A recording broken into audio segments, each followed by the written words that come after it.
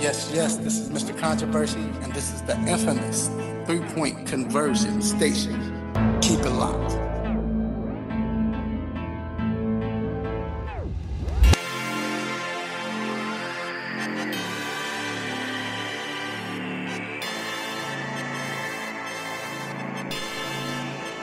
Yes. It is Saturday morning. It's that time. You have reached the three-point conversion. And I am stepping in as a guest host this morning as Mr. Controversy is doing his thing in Charlotte All-Star Weekend. I am the humble guest host, H.O. from Bankhead. And for my main man in Charlotte, Mr. Raphael, did you miss me? You reached the three-point conversion sports lounge Saturday morning, and we are here doing our thing, ready to crank it up. Another great week in sports. And, of course, we're not doing this by myself. We got the superstar of the show, the shooting guard of the show, the one who leads the NBA in points, Mr. D Intellectual. What's up, bro? Yes, happy to be here, man. Glad you here, man. Ain't seen you in a minute. Yeah. Definitely glad you here, brother. Absolutely, man. We appreciate it, man. And of course, the executive producer of the show, as he entertains a new hat style today. My main man G Money is in the building. Yo. There it is. Hey, man, we got a hot show for you today. We got some quick hits. Somebody is retiring, supposedly. Also got to talk about what Mr. Patino is doing overseas. Also, we got hot topics, man. I would say Cap has got a resolution, I guess, to his situation with the NFL. The AAF League, we definitely got to talk about. The NBA All-Star Game weekend, we definitely got to talk about that. It's going to be live. It was jumping off last night pretty good.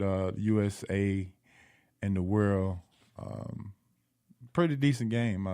The NBA, as you said, D, has a future because we saw some young players really get to it, man. So it was jumping last night. So, and Mr. Ray Allen made his maybe looking for a 10-day contract. The celebrity game was jumping off real good as well. But if you want to reach the show, 404-603-8770, and make sure you can watch the show on the 3-Point Conversion Lounge Facebook page. You can listen local on 1100 AM, iHeartRadio, Radio 1, and Radio Now. And with that being said, we're about to jump into some quick hits. Let's get it.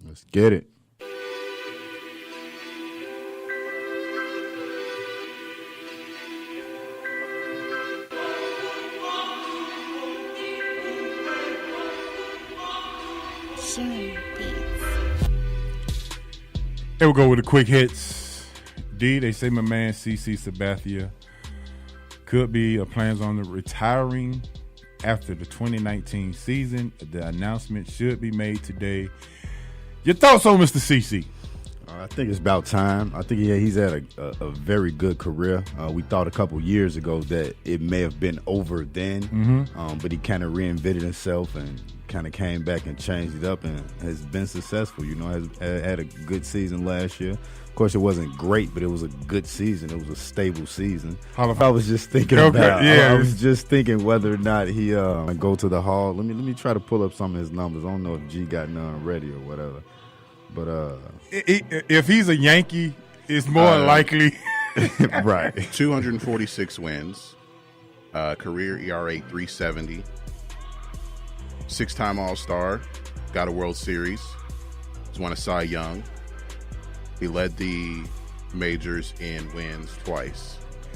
Do you, G, consider, what is he linked to any steroids? That's impossible. Have you looked at him? You don't even got to see it. You don't even have to see the test or nothing. Like, I know Have you he's looked not. at him? Yeah.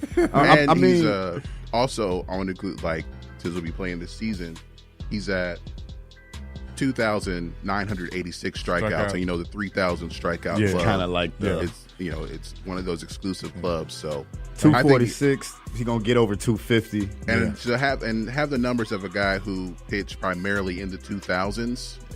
I mean, some people look at, he doesn't have 300 wins. Right. Well, you're not going to see that for a long time. Yeah, that's not a guy like having that 300 no wins. Yeah. So I think for the time that he played in, he has the numbers. Yeah, Gotcha. I agree. He had a couple down years, but hey, you know that happens. But I think I gotta agree with G. I think he deserved to go to the Hall, and I'm sure right. we'll see that. Cool. Moving on. Pelicans. Fire Mr. Dale Demps after AD leaves the arena with an injury, and and they brought in Danny Ferry as the interim GM. Danny Ferry of the infamous Hawks email, or what was the? Yeah, what was it was an email. He was quoting. Let me get it right. He was not saying, but he was quoting what somebody had written down. You see how we just forget stuff. We just forget stuff. But Dale Demps is adios. So what do you make of this whole situation, D? I don't like how the Dale Demps thing went. Right. Me and Controversy talked about it. This is why I think AD should have been traded. Right. Because of what it does to the locker room, what it does to the organization. It's not a good look. Like it, and forget a good look, right? It doesn't work for the team. Like this is so much going on for the team. The team can't just go play ball. They gotta, you know what I'm saying? Mm-hmm. They gotta, and I know we're gonna get into it. Get into things about whether or not asking for a trade, stuff like we'll that. Get into that. But we'll touch on that a little more. All right, Matt Kuchar, the golfer, kind of cheated somebody out of some money, and he had a temporary caddy as he won a golf classic this past week. Only paid the caddy $5,000 instead of the customary $130K. 10%. The customary is 10%. 10% of the winnings, but he's since then paid the $50,000. But your thoughts on being cheated in the beginning, D? Yeah, bum, man. And he still hasn't paid the customary 10%. Right? Yeah. And golf is one of those old guy sports. I don't want to say old guy sports, but tradition. And you just gonna say like to heck with it? Like you just gonna get dude 5 racks? Like you gonna give him $5,000? Well, the thing is, like the guy was a fill-in caddy. Right. So the deal was okay. All right, I think the initial deal was like $3,000. Really? And then he won. He's like, okay, I'll up it to $5,000. And people were like, "What? You're supposed to? It's 10%. You're supposed to get 10%. That's $130,000." And then he said he offered him up to $20,000, and the guy turned it down, which I don't believe. I don't believe it either, because he's the one who said, like, no, I don't believe that. Man, that's crazy. Yeah, that's disrespectful, man, for real. All right, the NFL will allow players banned from the combine to show up for physicals and interviews, and players can be banned from the combines for off-the-field issues. Your thoughts on that, D? So you blackballing them already? Pretty much. Before they can even get in the league, you blackballing them before they can do anything. But the thing that doesn't make sense is if because we put out a story on the three-point conversion that Jalen Ferguson, the NCAA's all-time leader in sacks, was banned from the combine because of a fight. He got in a fight at McDonald's his freshman year at Louisiana Tech. Right. So that was 4 years ago, but he was banned from the combine. But now they're allowing players like, okay, you can't participate in the combine, but you can do a physical and you can be interviewed. Like, it's kind of I understand like banning for off-field issues, but it should be more of a case-by-case thing. This is more of a blanket exactly thing. Like the all-time sack leader, right? Didn't he just get banned? He can't come. Yeah, like he can't come to the combine. He can show up to be interviewed, right, to do the physical, but he can't do no drills that's going to better position him for. Right. You gotta wait for the pro day. That's crazy. That's ridiculous, man. But All that's right. the NFL. Exactly. Moving on. The Rick Pitino team. I don't know how to pronounce that. Panathinaikos. Them advanced to the finals in the Greek Cup after the opponents forfeited at halftime. Olympiacos. Coached by former LeBron James coach David Blatt. They were upset how the game was officiated, so I guess Rick Pitino has come over to the European League and started to put the refs in his pocket. Your thoughts on that, D? First off, so we quitting now? Like we quitting. Like Just at quit. halftime, we just like, yeah, I quit. Something you had to consider. Outside the United States, It's a different it's it's a different ball game. it's the wild, wild west as far as officiating in Paying, basketball goes. like, yeah, Somebody's yeah. getting paid under the Yeah. table. Absolutely. Somebody's getting drinks and food thrown at them during the game. Fights Fights Yeah. between referees and players and fans. They all fighting each And other. you know, Blatt knows he's from the U.S., right? So he's been over here, so he kind of knows Pitino's influence. So he probably was like, "Yeah, we're not finna do this.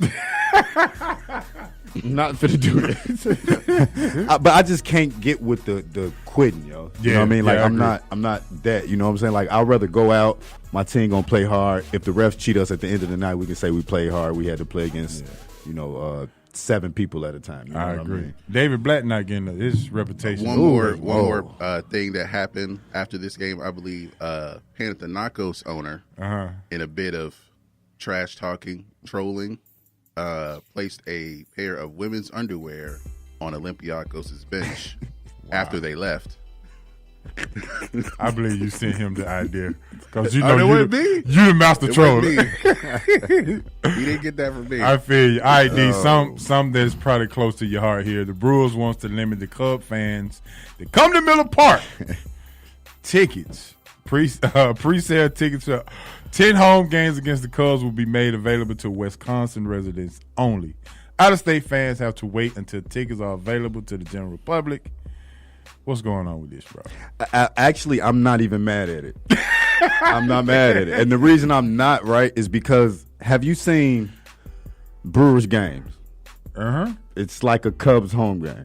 But not just there. Like, Chicago travels well. Right, even when they do. they play the Falcons, right? It's almost like a Bears home game. Right. We went to the Dolphins last year. It was almost like – so I guess I kind of get it because – where Milwaukee is, once you cross the Illinois border, like it's right there. So it's a lot of people from Illinois going there.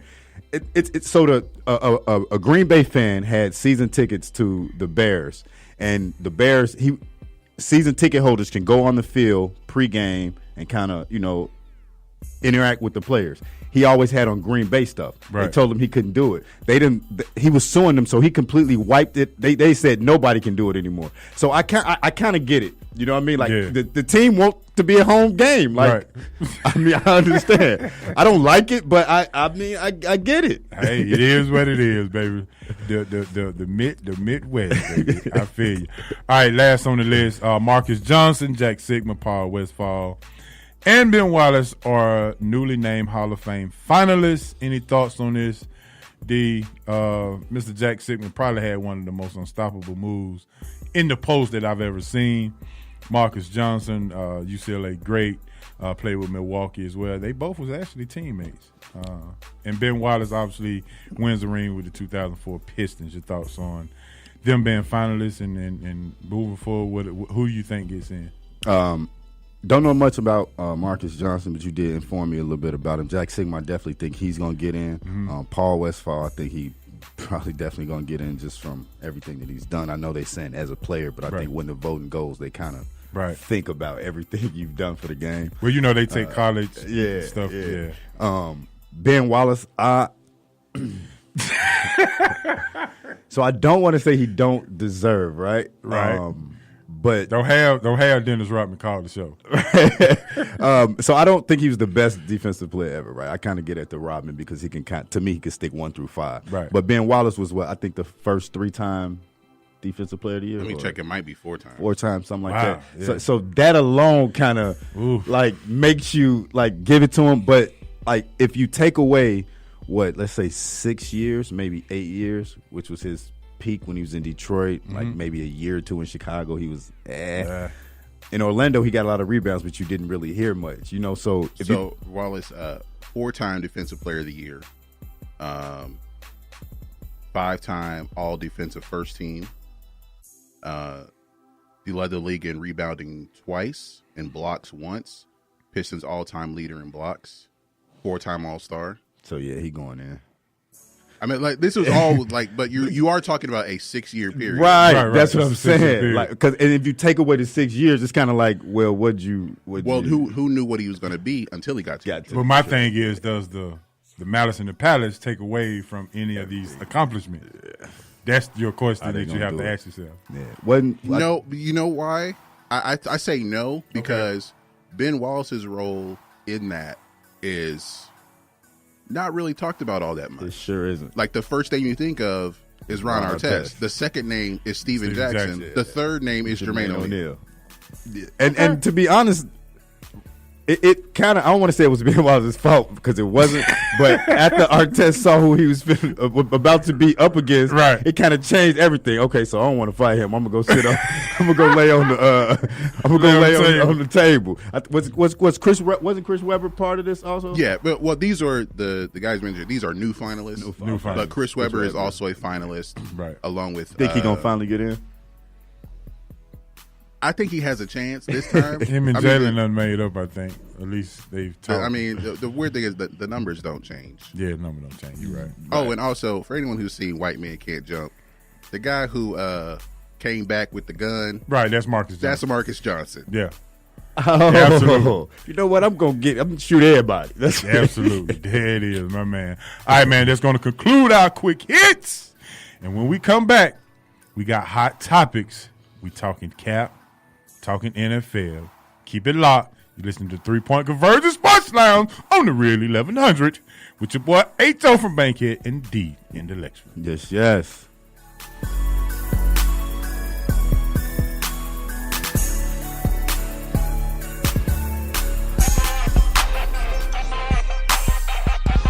Hey, what's good? It's your boy Nate Burrows from the NFL Network and CBS. When the illest to do it. Hey, you listening to the 3 Point Conversion Radio. Don't you go anywhere. It's lit. It's lit.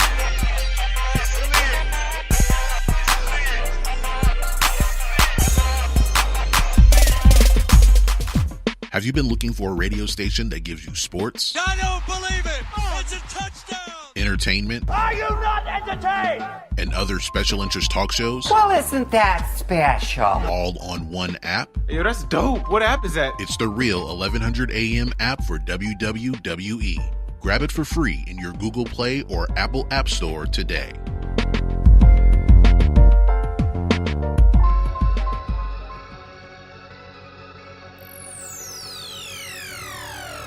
Ladies and gentlemen, this is Cat Williams, and you are listening to 3 Point Conversion Radio.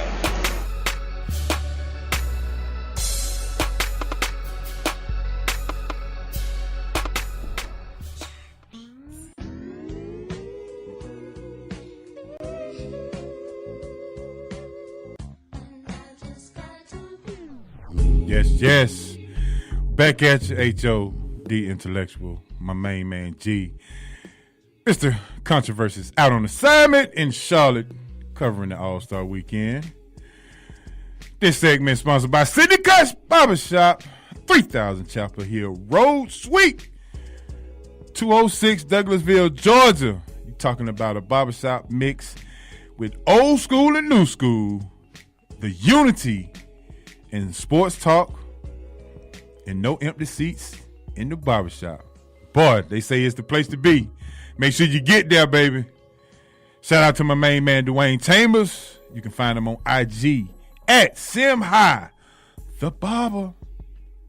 My main man, Dwayne Chambers. When you walk in, just go all the way down to the left. Last chair. He'll take care of you. Shout out to Cindy Cut Barbershop. Make sure you get there. Douglasville, Georgia. All right, man. Hot topics, D. I think we've been waiting a while for this. Yeah, definitely. The curiosity, some people on this side, some people on that side about the situation. We have some disclosed information to come out. in the collusion settlement with the NFL from Colin Kaepernick and Mr. Reed, Eric Reed from the Charlotte Carolina Panthers. I'm saying Charlotte because of All-Star Weekend. But they've settled. They have a settlement now. And so my first question is, what does this really mean for Kaepernick? I don't know. Because we don't know what it's about. Like don't know the numbers. We don't know anything. Nothing. You know what I mean? And that's kind of like, I think what does it mean for Kaepernick? We know that he was that they didn't want him in the NFL. Like right. I think because of the settlement, that opinion can be definitely determined that he was blackballed. Boom. Eric Reed, he spoke on it a little earlier. It proves his point. He got signed. He showed that he was able to play football at a high level, which means he should have never not been on an NFL team. But I don't know what it means for Cap. Yeah. So, like, when you think about it, we don't know if, okay, we go unblackball you. Right. We'll let you play in the NFL. Did Is they pay him? Like, did they pay him? Yeah. I mean, G, you got any thoughts on what it means for Cap, or are you in the same boat with us? I'm kind of in the same boat. Like I don't know what it means because you would think that because of this lawsuit that there was some money exchanged. We don't know how much. Some people speculate it's in the 50 million range. Right. But it doesn't mean what it didn't equal to is that we should give him a job now. But also, and I heard this yesterday, it means that the NFL did not think they had a good enough case right, to where they would let these emails and text messages come out about, the owners or whatever front offices were talking about Kaepernick as far as his protest. Right. Yeah. So they didn't want that information to come out.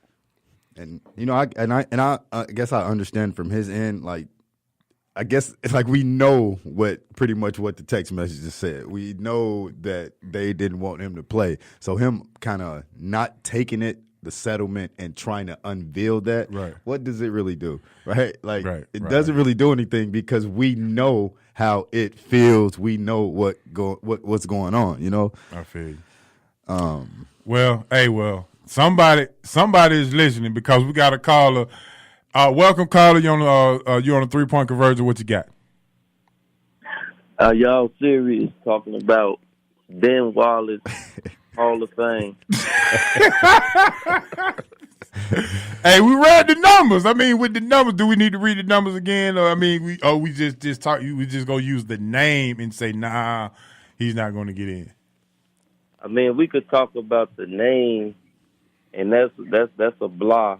Right. But, I mean, Ben Wallace, Hall of Fame. Really?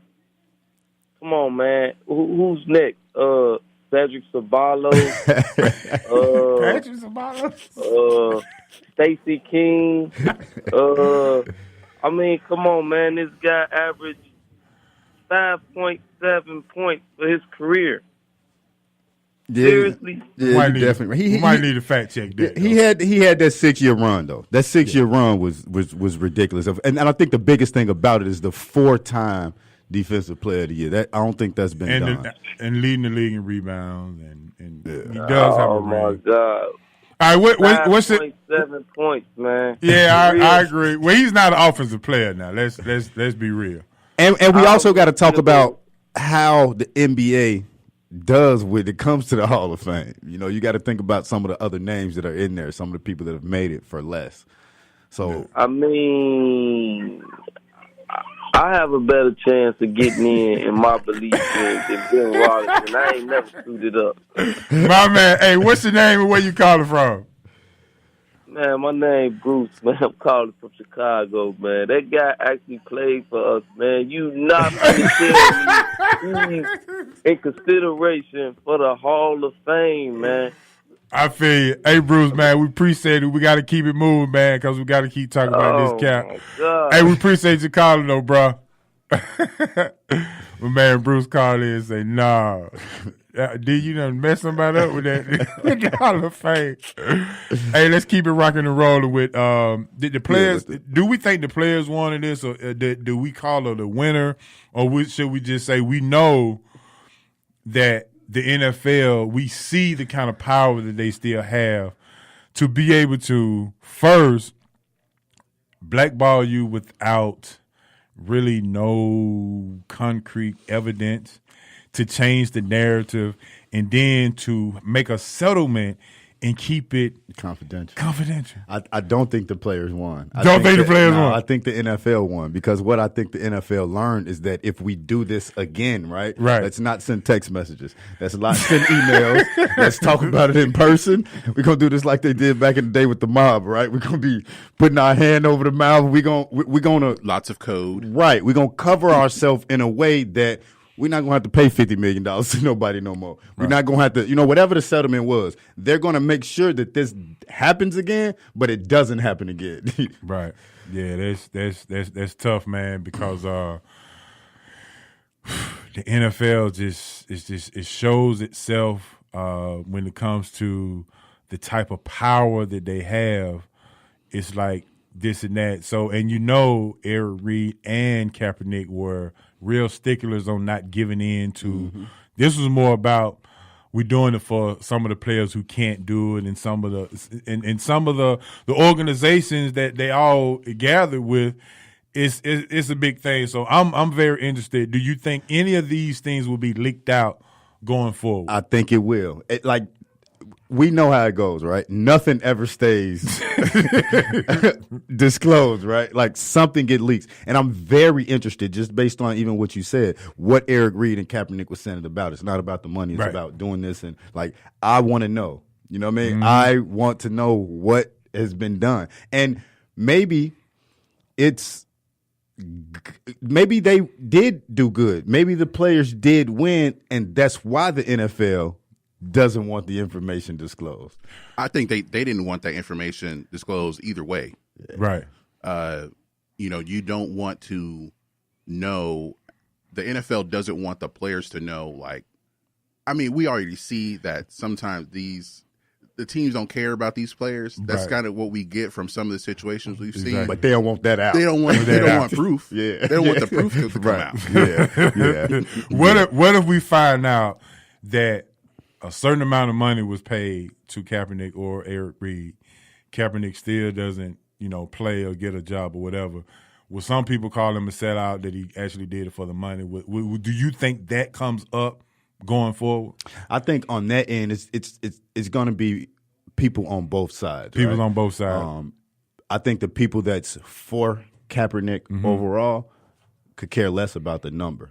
Right. You know what I mean? They understand, that's part of the game, right? Like the game that you play. That's money, and whatever else is always going to be part of the game. But then you're going to have the people that's not for Kaepernick going to say, well, it was always about the money. He just wanted to make sure he got the money. It's a lawsuit. Right. That's the end game. Of course, there's going to be money involved. Right. But you know how people are. To me, and I know a lot of people won't think this, but a lot of people kept saying that, he hasn't said that he wants to keep playing. If he didn't want to keep playing, he wouldn't be doing nothing. He would have retired. He would have said something. He would have. I wouldn't have to be any grand ceremony. He might just put it on Twitter or Instagram. I'm retiring from the NFL. Period. Exactly. If he would have retired if he didn't want to play anymore. So what about the people who talks about did it change the injustices, or because that's a different fight than him being blackballed, and you have to separate the two. So I think but a lot of people loop all of that together and say, well, innocent black kids are still being killed. We don't still have an organization that does this, but you got 50 million or whatever the kind of money, whatever settlement you got, we still, has it actually helped that situation? I mean, that sounds like somebody who has the unrealistic expectation that he's going to stop all of it by himself. Right, by himself. He just going to do it. He's going to stop everything. He's still doing the work, which no one talks about. Right. Yeah. Because it's out of sight, out of mind. But he's still doing the work. He's still donating money, his own money, to all these different causes, and he's continuing to work with all these different organizations. So it's not like the work hasn't stopped for him. Yep. But just because someone doesn't see it, or that it's not that this is all stopped. And that's the biggest thing that people that's against him say, right? Why don't he do it in a different way? Or why don't he go out there? Well, he is. Right. He Well, is. it's like asking him. It's like asking someone to protest the right way. I cannot stand that. So that's always the narrative, right? Well, it's not the right time. What? Yeah. You're not supposed to tell me when to protest. Exactly. Like, about my how can someone protest and make everyone feel comfortable? Like, oh, I understand why you're doing that. Right. That's what a protest is, right? To make people uncomfortable. But a lot of people are in arms about Kaepernick not speaking, not saying anything. He's not outspoken that way, so it shows that he's nonchalant and maybe he don't care just because I don't know if anybody ever heard him speak. So when he first did it, he told them why. Right. He spoke on it, told them why. That was it. I mean, because I don't come out every week. That's like me continuously every week saying, I'm doing this for injustices. I'm like, dude, we know what you're doing it for. You know what I mean? Yeah, man. All right, man. That's gonna top off our hot topics, and again, sponsored by Syndica's Barbershop, 3000 Chapel Hill Road, Suite 206, Douglasville, Georgia. When we come back, new football league, go chop it up and see what's really going on in it. You listen to 3 Point Conversion Sports Lounge on the Real 1100 and iHeartRadio.com.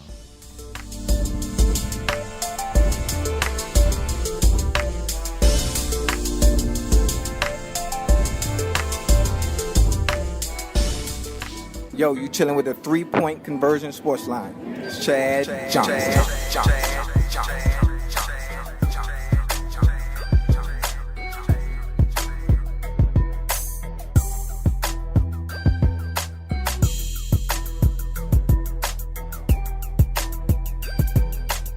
There's a lot going on in the world, and your world is always changing. That's why it's important to stay connected.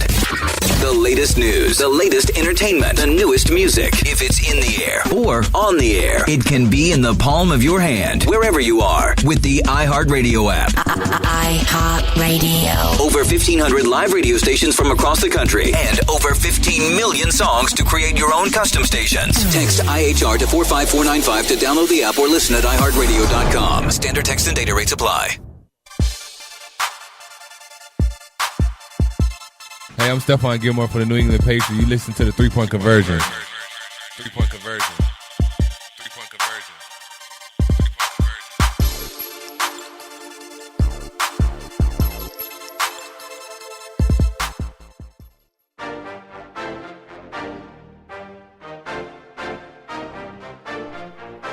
Yes, we're back.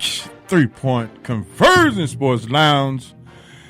I am your guest host this week, H.O. Mr. Controversy is in Charlotte on duty, on assignment. The intellectual, the league's leading scorers in the building, rocking with me. As always, and of course, my main man, G-Money, behind the glass. Chopping it up, man. We just got through talking about the collusion and Kaepernick, who really won. Do we really know anything? It's almost like a soap opera, to wait and see what's going on with this. But speaking of the NFL and speaking of football, we jumped right into this AAF league. They had their first week of action this past weekend, and I have to ask you guys, were y'all impressed with week one? Or do we need to kind of were you impressed with week one? D, we'll go start with you about this situation. See what you got to say, because Atlanta didn't show up. 40-6. I feel like it was okay. Would you give it a grade? Like C? Just average. I think we got to give it more time. Give it more time. What's with it? There were definitely some big hits. We were talking last week about the not being able to do exotic blitzes, and I can understand why now, because had they let exotic blitzes and stuff like that came, we probably wouldn't be able to get to week 2 because there would have been some quarterbacks out. Because, I mean, quarterbacks was getting lit up. Yeah, well, I think one quarterback helmet came Yeah. And Mike Berkovici. Oh, my God. He was You're looking on Facebook Live. It's that exact hit that we're talking about. right. And, like, I mean, you can see why. I don't know how long a lot of them haven't been in the league, but you can see that they haven't been in the league and why. I mean, even Trent Richardson, 17 yards in the first half, lost a fumble in the third quarter. He scored 2 late touchdowns, but it really wasn't. Yeah, you know what I mean?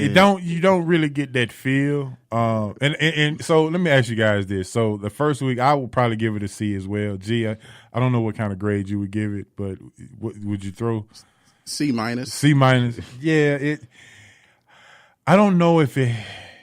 I know they tried to pick up the momentum from the Super Bowl, but I think that because I think football is something that you have to kind of stay away from for a while to pick the momentum back up.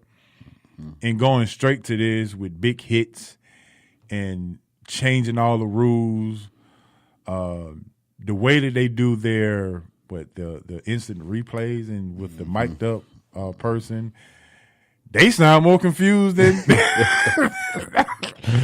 than we are. Yeah. Okay. Let me look at it again. So it's I don't know. I don't know if the marketing of it has hit home. Again, you talking about coming. You just played the Super Bowl, and a week later, this is what you give us. Yeah. What a spring league? I think it's something that people have been kind of banging their head against the wall with for the last 50 years. Right. Trying to have a spring football league that's viable. And some leagues have gone in different directions. Everyone remembers the USFL, how they tried to challenge the NFL as far as, you're being a monopoly. We want to play in the fall like you. Right. But if they had stayed a spring league, they might still be around today. Mm-hmm. And what a league like this is taking advantage of is that some people will watch any football because it's football. Right. And because it's football. Like, those are the top 3 reasons. Why would you watch it? Because it's football.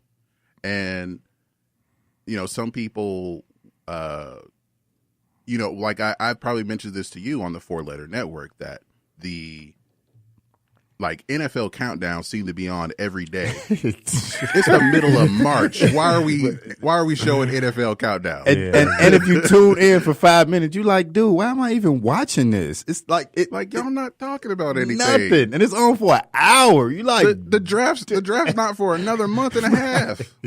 What more can you say right now? There was a trade made. Okay, no trade. Then what are we talking about? Mm-hmm. And they really don't be having topics. It gets horrible. So the question is it a viable league? Can this be viable in some way where it can be somewhat of the minor league or help players get to the NFL? Maybe some players who were fringing on the NFL but never made it, and now we can kind of see that you've worked on your game or whatever. Can this be sort of like a minor league to the NFL? I think it could be, but I think you're going to have to dominate. I mean, like in a Trent Richardson situation, right? Like, had he came out and had 200 yards rushing, you know what I mean? Something like that, and looked good doing it. Not just, just doing it against players that look like they shouldn't be there. Like, do it and look good doing it. Not 70 yards. You can't have 23 carries for 70 yards. That's what you was doing in the league. Right. You're going to do less than that in the league. He was doing, yeah. At least it looked like he was at least hitting the right hole. He wasn't running to where the people were. Right. So he ran to the opening. Yeah, I think you definitely going to have to dominate. For defensive players, I don't know. Like, again, you're going to have to be. You can't. The sacks. I don't think defense is. I don't think a defensive player is necessarily going to get to the next level unless he's just like a cornerback is just showing something that like they didn't see. I actually think it may be easier for defensive players to make. Like they may have the easiest path if there's someone, I think there was someone for the Orlando Apollo against Atlanta. Like he had 2 interceptions. He took one back for a touchdown. Yeah, I think they're going to be. They're going to be. Can Well, really this is a shine. linebacker. Oh wow, This is a line. So I think like linebackers will have a chance, specifically as far as defensive players.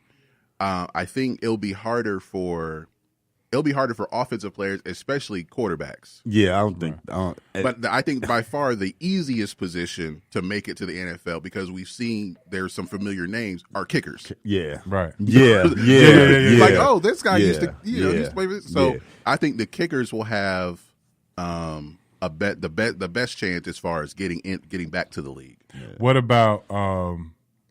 about like offensive linemen or in the trenches kind of guys where,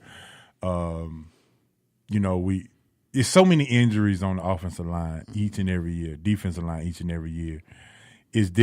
Can this be something that they just load up the practice squad with offensive linemen and people like that from this league to just as a depth situation? Well, yeah, it depends on what kind of offensive line you have. So I think with the practice squad, you're limited to like 10 15 players. Right. So it depends on what your offensive line situation is.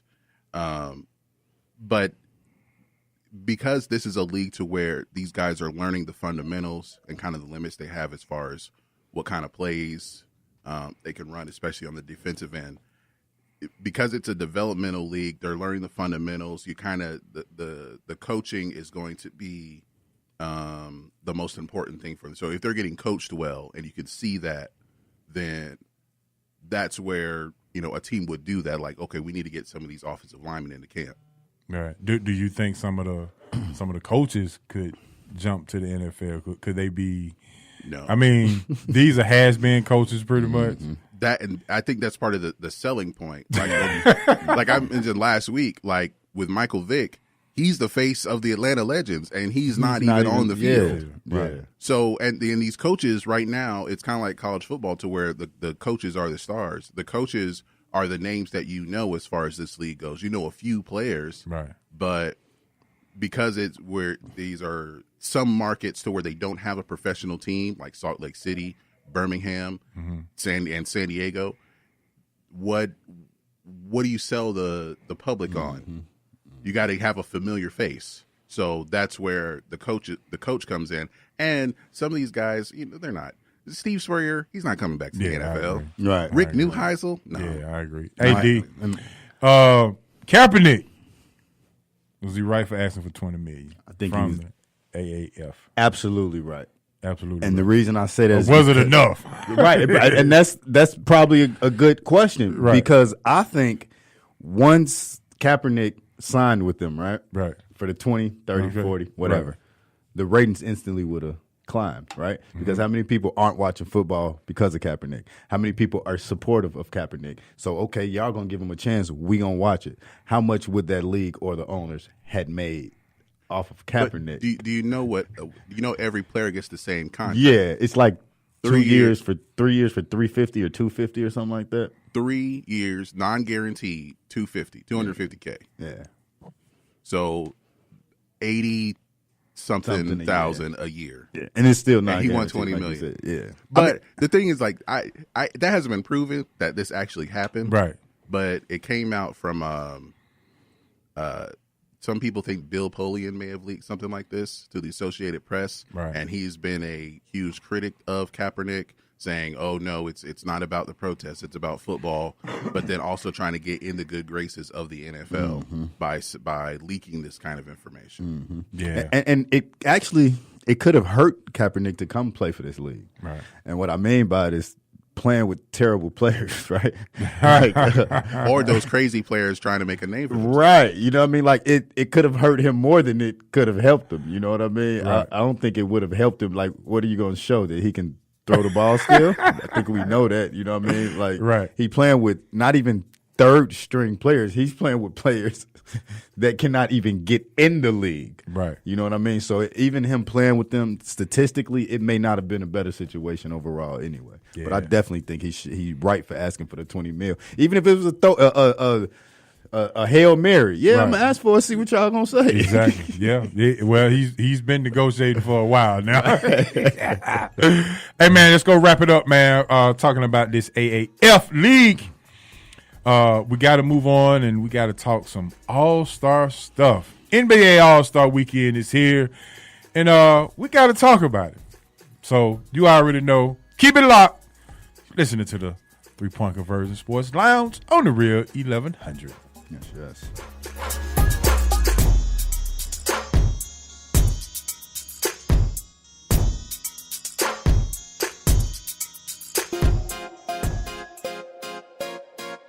What's up, y'all? It's your boy Kent Bazemore from the Atlanta Hawks. You're now listening to 3-Point Conversion.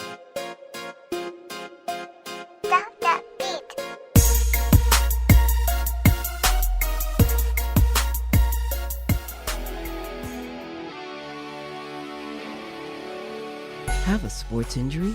Need to see an orthopedic doctor? Ortho Atlanta is one of Metro Atlanta's largest orthopedic and sports medicine practices, providing orthopedic and sports medicine care for the whole family. With 37 physicians and 14 offices, the practice provides the highest level of care for injury of muscles, joints, bones, and spine. Ortho Atlanta offers convenient access to a full range of musculoskeletal surgeons and specialists. Ortho Atlanta also offers on-site physical therapy, pain management care, MRI imaging, and workers' compensation care. The Ortho Atlanta surgery centers in Austell and Fayetteville provide cost-effective, same-day surgical procedures in an accredited outpatient center. Hip, knee, shoulder, back pain? Ortho Atlanta has you covered with specialists in all areas. Same-day appointments, orthopedic care for the whole family. Ortho Atlanta, Atlanta's choice for orthopedic and sports medicine care. Learn more at www.orthoatlanta.com.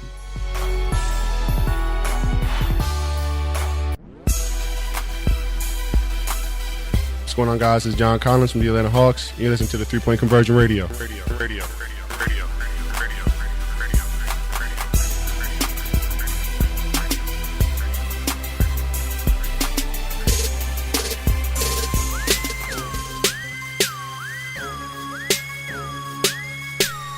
Yes, we're back at you. 3-Point Conversion Sports Lounge. We in the building. Want to call the show 404-603-8770. Want to watch the show? 3-Point Conversion Lounge on Facebook. Just search it and we here. This is All-Star Weekend, D.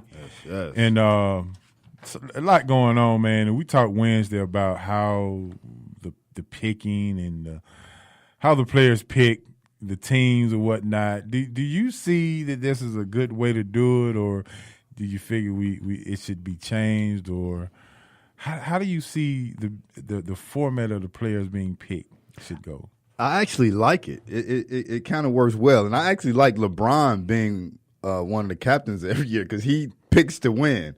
I'm not sure that we want the Greek Freak to be pick it every year, but I was in that like LeBron takes it seriously. Right. Like, he said he had a draft board. Like I'm thinking like it's like the NFL draft where you got a whiteboard, you got the names with the magnets and all that, and the backup if he get picked. Like LeBron serious about it. The Greek Freak worried about who feelings he gonna hurt. Right. It kind of seemed that way. Do you think they should kind of switch up the captains each year, or how do you think that should be done, or you like it the way it is? I guess I kind of like it because it goes based on the highest amount of votes per the fans, right? Right. So I guess I can go with that. Other than that, what are you gonna do? You're gonna like put it in the hat. You're gonna have the players pick who they want to be you know what I mean? So it kind of puts it back in the players or the coaches' hands as opposed to letting the fans decide this who gonna be the pick. So I mean, I like it. It makes it a little more interesting as opposed to always the West being loaded and the East kind of having a few, you know what I mean, players. It kind of it mixes it up. Right, I got you. So what about the live picking, the live draft? You know, because I think the first year it wasn't live, and everybody said, man, you ought to make it live. You know, I mean, was it that exciting? I mean, is it something that you were looking forward to? So I didn't even watch it.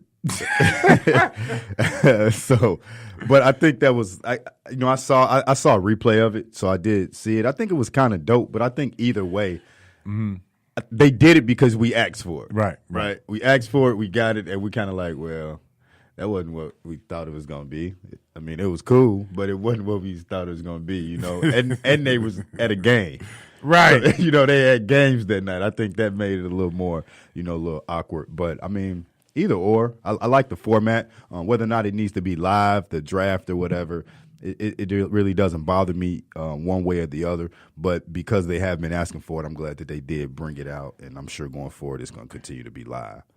What about All-Star Weekend? Do you think any changes needs to be made? Do you like it the way that it is with, I guess, Friday being the celebrity and the young guys game, and then the 3 points competition with the skills, and the dunk contest being Saturday, and obviously the game being on a Sunday?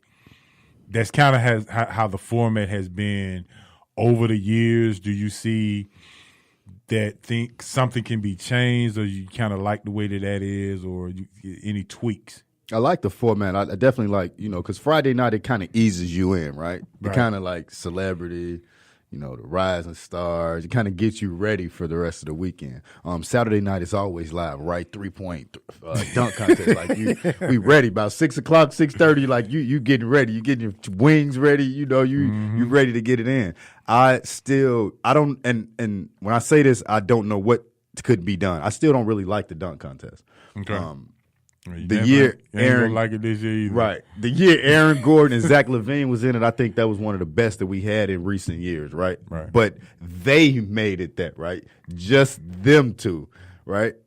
Take away them two, and you kind of like still trying to figure it out. I don't know what format they can do in the dunk contest to make it better. I'm not sure if taking it back to how Jordan and Dominique and them did it back in the day would make it better. Like, I don't know, but the dunk contest just never does it for anybody. I actually read this article in the Undefeated to where they talked to it was Vince Carter, Donovan Mitchell, Dominique, and I think D Brown.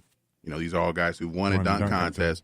And looking at it now, what they all came to the conclusion was pretty much that because of social media and the guys not being able to they're not able to focus on that. You're not able to take the time to come up with creative dunks, and it seems like every dunk has been done. But with guys that you see on YouTube like Team Flight Brothers or the Dunk League, I saw a Dunk League video last night. It's hard to get creative, and to kind of focus on that, and you feel like every dunk's been done before. Some of them said that, well, maybe there should be more guys because it's only 4. But when Jordan and Dominique were in it, or 8. Even back when Vince Carter was in it was like at least 8, maybe 7 or 8. Yeah. So maybe there should be more guys and then also it's actually a lot shorter than it used to be. Very short. Right. Because it's like 2 dunks in the first round, and then whoever has the top score, then those 2, they do 2 more dunks. And then it's over. Right. So I mean, even with when it was 7, 8 guys, it was still, it didn't seem as long. It seemed more fulfilling when it was more players. Mm-hmm. So that's a possibility, but it's hard to fix to where, people are going to be excited about it because it's like, if a guy does a 360, I can't do a 360. Right. I know I can. Right. So it's still impressive to me to see someone be able to do it and have the coordination and all that. But there are a lot of people who are like, it's just a 360. Right. It's boring. Get a 6. I don't know how you think a 360 can be boring. I agree. All right, D. So let's go ahead and go through these. Slam dunk contest, only 4 contestants: Dennis Smith Jr., Miles Bridges. What's my guy name? Hamidou Diallo. Hamidou Diallo from Oklahoma City, and Atlanta's own John Collins. Who you got, D? I think I'm gonna go with Dennis Smith Jr. in this. I don't want John Collins to get hurt, so stop trying to impress everybody. That's who I'm riding with too. Dennis Smith Jr. His vertical is crazy. He's little, so everything he does should look better. John Collins was doing a lot of dunking last night. A lot of dunking. Yeah, he was preparing. Right? But like I think we talk about it a lot. When you get tall players in the dunk contest, it don't really do it for you, right? Like you expect them to be able to do certain dunks. But Miles Bridges, he's a dunker. Yeah, he is. And he dunks with power too. But I think Dennis Smith gonna pull it out. I got you. All right, 3-point contestant. You got Steph, Seth. Both of the Curry boys. Some say they should put their mom in this contest as she hit a 3-pointer the other night. Dirk is in this. Buddy Hield, Dame Lillard, Chris Middleton, Kemba Walker, Danny Green, Devin Booker, and Joe Harris. That's a lot of shooting. Yeah, definitely is a lot of shooting. That's a lot of shooting. Who you think will? I'm going with a surprise. I'm picking Buddy Hield. Buddy Hield. I'm going with Buddy Hield. He's been killing this year. I think he averaging 20 a game. I think he's gonna do it, man. But it's some shooters out here. It's some shooters. I'm talking about some. Man. G, you gotta pick on this. I mean, it's like 12 guys. Like this is a man. I want to lean towards Devin Booker repeating. Because I've always feel like it's going to be some guy where he can shoot, but because he does other things, you don't really think he's going to win because he doesn't shoot the ball all that well. But because I think there wasn't one year James Harden won it, and he's everything. He can do everything. And Devin Booker is such a big time scorer that you wouldn't think of that way. So I'm actually I'm leaning towards Kemba to do it at home. Okay. That would be dope. Yeah, that would be dope. Who you got in the dunk contest, G? In the dunk contest, I mean, I've seen Dennis Smith Jr. dunk before. I've seen John Collins dunk before. So I don't know. I mean, I don't know much about the other two guys as far as like what they can do. Right. I'm probably going to go with. Just because I think I'm going with like following the Jeremy Evans rule. If y'all remember, Jeremy Evans won a dunk contest. Right. Yeah, and look him up. Where is he at? Right, that's what I'm saying. I have no idea who I'm talking about. I think Diallo he's going to surprise everybody because I don't even know what he looks like. I'm going to do the Mr. Controversy pick. I'm going with Joe Harris. Just way out of left field. He's a shooter, though. Yeah, he is a shooter. So definitely a shooter. All right, last but not least, skills competition. Luka, Trey, Fox, Conley, Jokic, Jason Tatum, Kyle Kuzma, and my man Nikola Vucevic from Orlando. You said Trigger Trey, too, didn't you? Yeah. So we know this has been dominated by big men, right? Yeah, like the skills position has been dominated by big men, right? Yeah. And they got one of the best big men in the game in here, right? You going with I'm going with the Joker. I'm going with Jokic. Yeah, I got to go with the Joker. He first off, he just tied Michael Jordan for triple doubles. That's crazy. Yeah, that's a good pick. But yeah, I think he's gonna pull it out and surprise. I don't want to say surprise some people because as far as his skills, his basketball IQ is crazy. Yep. So I'm gonna go ahead and go. Jay, who you got real quick? A lot of experts pick this guy, but I'm gonna go along with it. Trae Young. Trigger Trey. Yeah, it is. Celebrate because you interview him all the time. That's probably why. I only interviewed him like twice. Celebrating for the home. I know that's two more times than most people. Exactly. But I think I'm gonna go with Jokic too. I think he's the best big man. I think he needs to be in the MVP race. He is one talented big guy. So I'm gonna go with him too. And we'll see, man. We hopefully we'll have fun with this and see what it's all about. But we got to take a quick break. When we come back, I'm going to give hockey a shout-out because we finna pull out that stop sign. We got the stopping segment coming up next. Yes, you already know. Yes, 3-point conversion sports now, baby. We rocking on a Saturday. Keep it locked.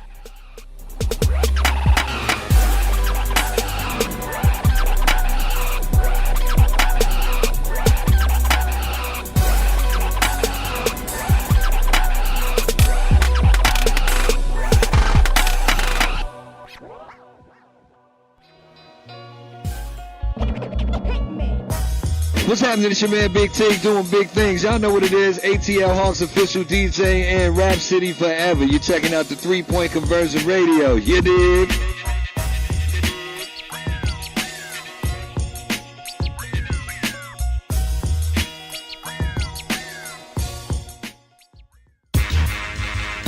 You are tuned into WWE Hapeville, AM 1100.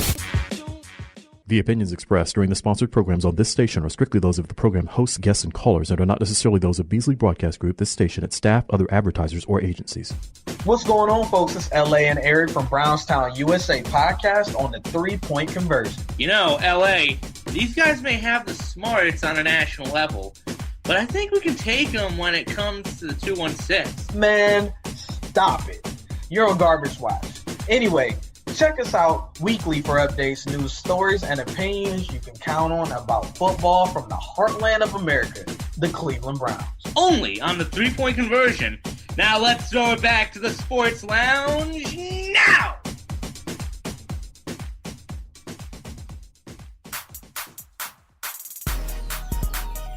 Hey, what's going on, sports fans? It's the 2018 Battlegrounds champion, Damian Adams, from The Real Deal with Damian Adams. Now, you can catch my show weekly on the 3-Point Conversion station on Spreaker Radio. But for right now, I'm doing what everybody else should be doing, and that's listening to Mr. Controversy and The Intellectual in the 3-Point Conversion Sports Lounge.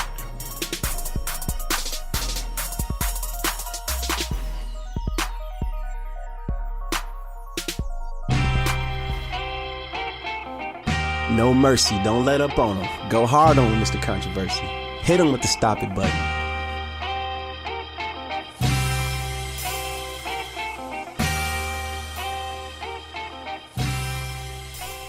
Shout out to Sherm on the beat, too. Yeah, shout out to Sherm, man.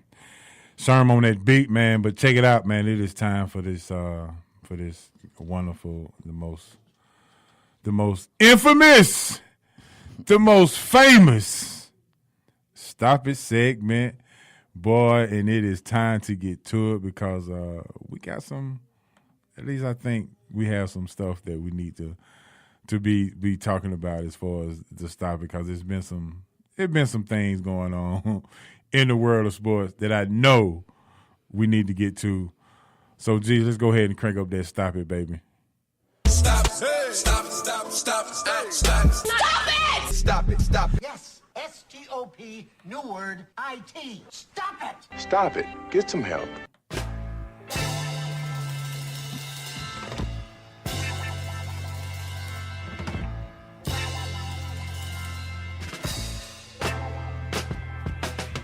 All right, D, let's crank it up, baby. It's time to pull out that stop sign, baby. Who you got this week? Yes. So I don't know if y'all saw it earlier this week, but a young man named Bradley Beal did this move. Not sure if our fans saw it or our listeners saw it, but he took 2 steps, jumped, lost the ball, got it, took 3 more steps, passed the ball, and no travel was called. So you know they got this after game report that comes out the next morning. Yep. And the NBA ref said that he didn't travel. They say because he lost the ball and got it back and was able to gather again, that he didn't travel. Man, they going to have to take this stop it, and they going to have to take a L, a stop it, everything with it, because that was traveling. Get it to him. Stop it. Stop it. Did you see that play? Stop it. I saw it. He took like 5 If you're watching steps. on Facebook Live, you can take a look at it. It's just terrible. This is awful. He didn't travel, though. That's what they say. He didn't travel. Eric Gordon could have been in that stop it with it. Yeah. When he jump stop. Yeah. That was crazy. Yeah, that definitely was crazy. What you got on the stop it today? Today my stop it is going to be to one of the guys on the Philadelphia 76ers. He had a great game last night. He did his thing. But Ben Simmons Stop trying to block shots because you'd have been on the last 2 posters in 1 week. Stop it. Stop it. Stop it. And that one Kevin Knox did. Oh my goodness. Jason Tatum got you on the poster, and then Kevin Knox got you on another. I mean, can we leave the block shots up to Embiid? Man, please, because I mean, DeAndre Jordan gave him that bounce pass, he took off, and he had a running start. Ben Simmons just, he was just there. He kind of just jumped off vertical. Kevin Knox said, "Yeah, all right, got something for you." And I think it was Mike Dub. He was like, whoo, boy. So and it was an and one, wasn't it? Yeah, yeah, it was. Ooh, and one. You get postered and an and one. Yeah. Oh man, that's crazy. All right, I got one real quick. Let's get it. So we talked a little bit about the state of Wisconsin. I had this old podcast to where I had a segment called Utah is Offended by Everything, because it seemed like the state of Utah was just offended by the smallest things. If I had that podcast still today, that segment was called Wisconsin is Offended by Everything. They're offended by Cubs fans. And we were talking about Colin Kaepernick earlier, and there had to be some kind of resolution in their state Senate to recognize people during Black History Month. We still got to do this in 2019, which for one is sad. But then they were like, let's recognize people like, in civil rights, like Martin Luther King Jr., Malcolm X, and so on and so forth. And they included Colin Kaepernick.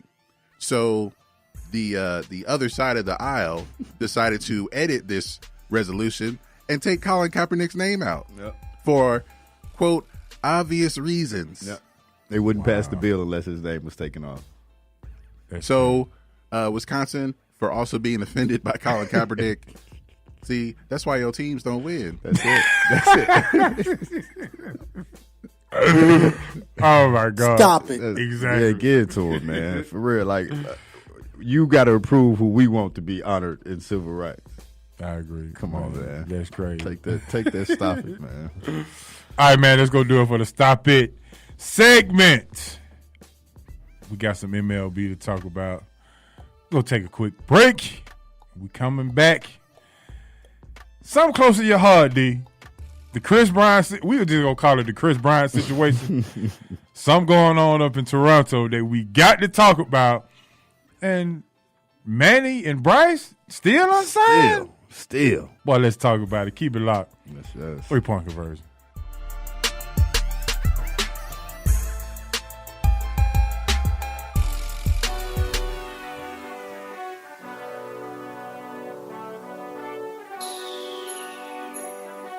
Let me break down to y'all what's so dope about the 3-point conversion. First of all, everybody is a fan of the game first. Second of all, everybody is a student of the game second. And third of all, we're the average sports fan just like everybody else. We're not coming in here, walking with our nose tipped high, acting snooty, acting brand new.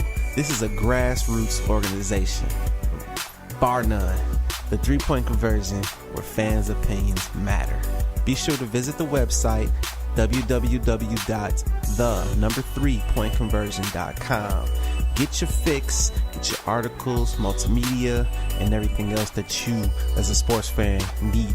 So again, the3pointconversion.com. It's where it's at, man, where fans' opinions matter.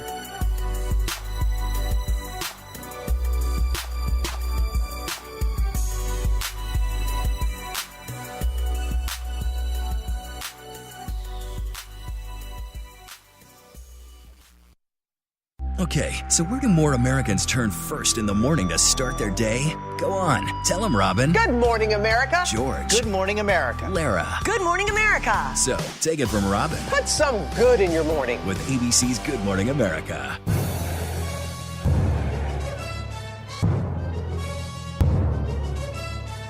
Whether it's quick hits, what's on my mind, the infamous Stop It segment, you got to be there every Saturday morning on the 3-Point Conversion station for the 3-Point Conversion Sports Lounge hosted by Mr. Controversy. Get him!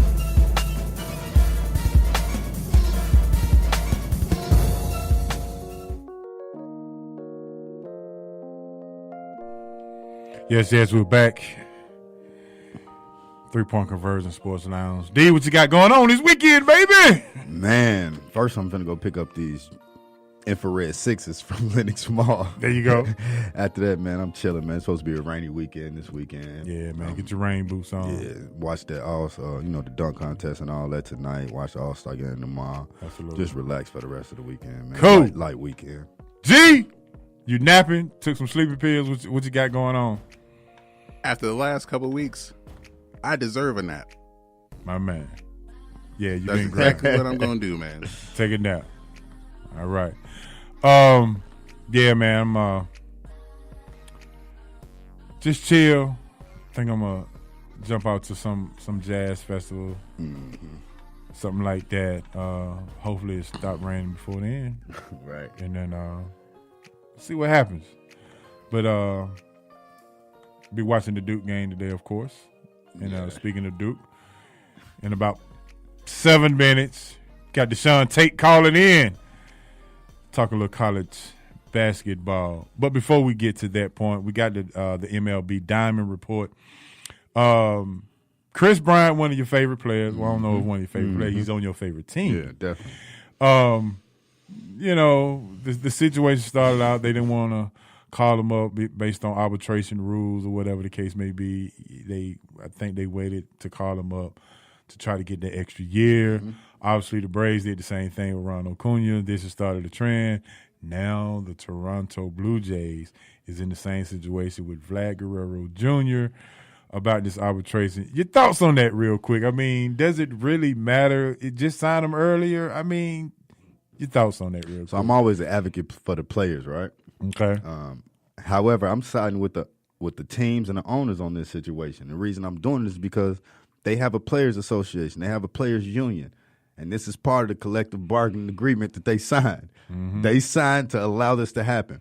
And if you're a team, right, and you can save a year, is it a year or two, by letting them sit in the minors for like 12 games, 20 games, or it's something like that, like a very minor minimum of games. It's like almost very low. A month. Yeah, it's but like not quite a month. Yeah, it's somewhere in there. If I can do that to save money, I'm gonna do it every time. Right. Every time. It's not going to affect the player's development. It's not going to make a difference whether your team make the playoffs or not. But if it's going to save money, but it's also a back end. Right. That player going to always remember you did that. So when it's time for him to re-up and sign, that's something that he going to have in the back of his mind. When it happened to Chris Bryant, I was like, that might not be the best move because Scott Boras is his agent. We know how Scott Boras get down. Right. You know what I mean? When it's time for him to resign, they going to remember that. Either they going to not resign with him or they going to want an astronomical amount of money. I agree. So it's up to the players, it's up to the union, man. If you don't like that rule, then change it. Yeah, I agree. So we've seen that the Major League Baseball has gone to this. We're going to slice the payroll because it's not doing what it needs to do. So players are signing for less money. Obviously, Aaron Nola, who just signed with the Phillies, making $11 million. We knew for sure he was gonna probably get 20 a year, but he signs for $11 million. Does this affect the Manny and the Bryce signing? And if it does, who do you actually think will sign him if that's in the play? I think it does affect it. I think when we go back, right, we look at these long deals that some of these pitchers got, some of these players, right? Look at Pujols on the back end of his deal. Right. He's Pujols, so he's first ballot Hall of Famer, right? So, but I don't pay you for what you've done, right? I pay you for what you're gonna do. Right. So what Pujols has also turned in because of the shift is he can't even bat 220, 230. Like he's batting pretty badly because of this shifting, right? So I think that goes into it. Like I don't want to pay you $300 million for 10 years, and the last 5 years you're not doing nothing. The last 3 years you're not doing nothing. I'm paying you $30 million a year. And part of the mistake there is that didn't he get that 10-year contract at 31? Yeah. That's just so it's making it that like with Machado Is he like 25, Yeah, 26? he is. Bryce Harper's 25, 26. So that 10 year, like you're getting the prime of their career, but it's still like, I think they're still scared off by something like the Albert Pujols deal. And even Jason Hayward, right? Like when the Cubs got him, he was top notch, right? Top notch. St. Louis, and his defense still there, so I'm not knocking none on the defense. And actually, last year his offense came back around. He's batting better. Never was a really powerful hitter. We never expected him to be 30 and 100, right? But he was hitting for average and doing his thing on the defensive end. He fell off a cliff. Like his batting average went dramatically down, and you still got to pay him, and you still got to have him. I don't mind him on my team because his defense is irreplaceable. You know what I mean? He plays that right field like it's never been played before.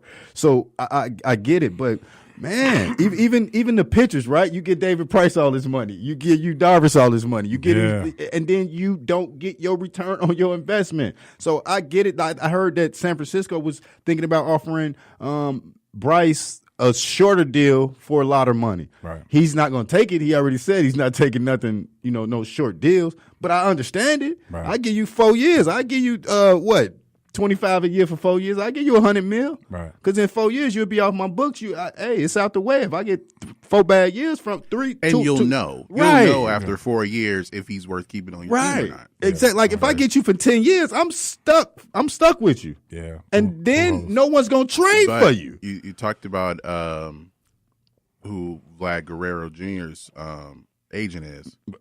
Who's Machado's and Harper's agent? I think it's Scott Boras too. Yeah, Scott Boras. And he's not settling. This is the Scott Boras report. Yeah. He does not settle. When he wants something. Yeah. Some teams have actually cut communication off from Scott Boras. Yeah. Would not deal with him. Would not deal with him. So where do I think they're going to end up? I think Manny going to end up with the White Sox, and it wouldn't surprise me if Bryce went back to Washington. Okay. Do you think, so we got Dallas, Keuchel out there as well, unsigned still. Obviously, the big two names are Bryce and Manny. And you got a couple of more guys that are out there. Do you think that with this new baseball, they're trying to cut payroll? That's probably just the best way I can say it. Do you think this would extend into the regular season? Because catchers and pitchers are reported this week. Right, like it's around the corner. Like it's time. Yeah. In April, we're going to be balling. I hope that it doesn't. It's not a good look. It's not like if you come into a new team, you want to get with your team. You want to learn the players. You want to get cool with your teammates. You want to beat up with your team. But it looks like it will. Ooh. It looks like it's going to go into the regular season. And for them to have to sit out or especially hitters, missing spring training, is huge. Like because then what happens is spring training is the first month of the season. You know what I mean? They first month they in spring training. They trying to get their time and they trying to do this. They trying to do that. So I pray that it doesn't. But the way things like we don't even hear anything no more. Like you don't even hear anything. Well, there have been a couple of things like, oh, this team offered this and this team offered this, but like, okay. I'm trying to want to get a grasp on what the players, what their expectation is. Are they expecting $300 million? Because 8 years, $250. Man, that's a lot. That's plenty. That's almost that's 300 for 10. So it's like, what do you want the extra years, or do you want more per year? Like what? Even those extra 2 years are like taxes almost, right? It's making it seem like nothing is enough, right. And that's making the players look bad. Yeah. But I do think it will extend to the regular season because Scott Boras, Yep. if that's what it takes, they will not play. If they want $300 million, but I think Manny going to get less than 300, but I think somebody might wind up paying Bryce, and that's why I said back to Washington. Washington may pay him the 300. Yeah, I heard that. All right, man, let's go wrap up the Diamond Notes segment. We got our main man, Deshaun Tate, calling in a few. Man, college basketball. Got to keep this thing locked, man. You listen to 3 Point Conversion Sports Lounge on the Real 1100.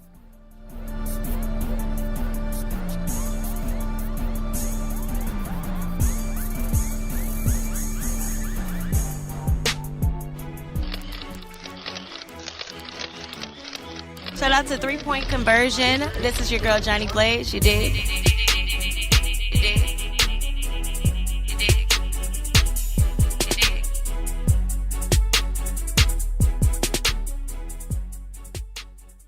Hey folks, Handsome Josh is here to reveal some big news to all the AM 1100 listeners. I have an app. That's right, you can now check out all your favorite programs right here on The Real with the Real 1100 app. Whether it's sports, entertainment, or lifestyle, the Real 1100 definitely has you covered. So why don't you just tell me how much it's going to cost me? And here's the best part. It's available in your Google Play or Apple App Store, and it's free to download. Actually, you can count me in on this one. So download the Real 1100 app today and stay in tune with The Real.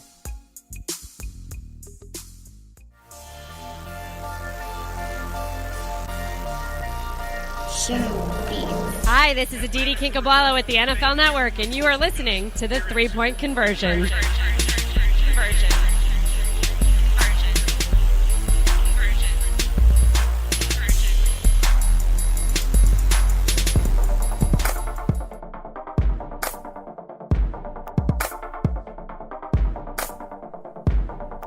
Yes, we're back. 3 Point Conversion Sports Lounge. It's time to talk that college basketball. Waiting on my guy Deshaun Tate to call in, but we go chop it up real quick. The college basketball is here. March is around the corner. We're looking at, I guess, Tennessee plays Kentucky tonight. Mm-hmm. Tennessee has been on the road. That should be a good game. Good game. Kentucky lost burner against LSU. You know, the controversial tip-in, things of that nature. So what do you think about that? Was it offensive goaltending? Yeah, I think you can say it was. But if you can't review, it's tough. But then how do you? Then they say, well, the Kentucky guy stuck his hand between up in the goal, but they say you can't call that goaltending on the same play because the ball wasn't, I guess, approaching or in the cylinder yet. It's just well, so if the many, ball wasn't in the cylinder, then it's not offensive goaltending.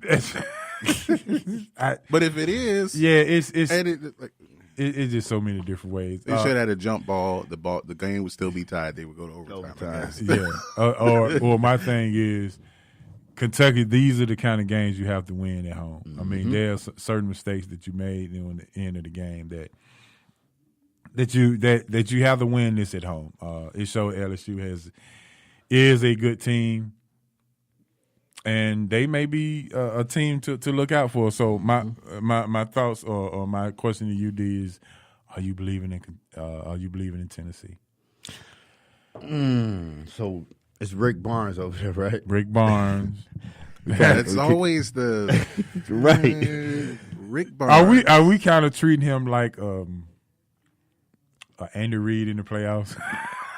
Yeah. But he proves Y'all it every year. Yeah, for real. He proves it every year though. Like when it's his time, like you're kind of expecting it with Rick Barnes. With Andy Reid is like this past year, this might be the year. This might be the year. But with Rick Barnes, it's like, nah, it's Rick Barnes though. Yeah. You doubt him more. And Tennessee looked good. You know what I mean? But can you trust them? Grant Williams, Schofield are the two guys that just really carry the team.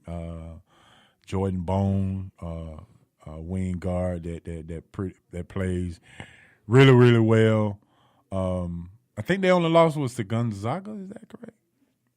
You got them penciled in for the Final Four? The thing about it is, and this is one of the questions I was going to ask Deshaun, is, how many teams can really win the championship this year? Tennessee's only loss is to Kansas. And Kansas is a well-coached team. Yeah. How many teams can actually win this year? I mean, how many can you really, really name?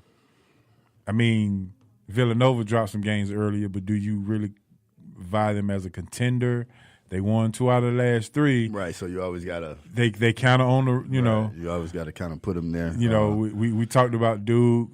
We can talk about Duke. Kentucky is on the rise, but they end up losing to LSU. Right. Who can come out of the SEC with Tennessee, Kentucky, then LSU showing that they can actually play.